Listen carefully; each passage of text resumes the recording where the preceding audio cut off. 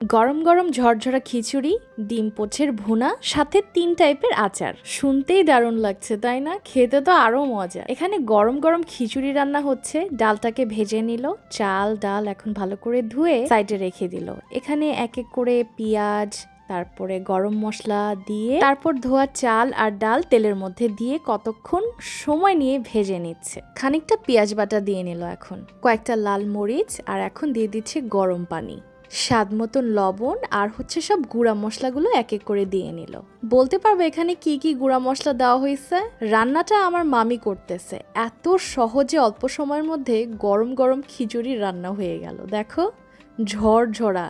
আমার আবার ভুনার ঝরঝরা খিচুড়ি ভীষণ ফেভারিট। এই টাইমটায় যে সার্ভ করতেছে, কি যে একটা দারুণ অ্যারোমা আসতেছিল। খিচুড়ি হোক সাদা পোলাও হোক, বেরেস্তা তো উপরে মাছ দিতে হবে। সাথে ছিল 3 টাইপের আচার, মামির হাতের বানানো। প্রত্যেকটা খাবার দারুণ লেগেছে। ইট ওয়াজ ইয়াম।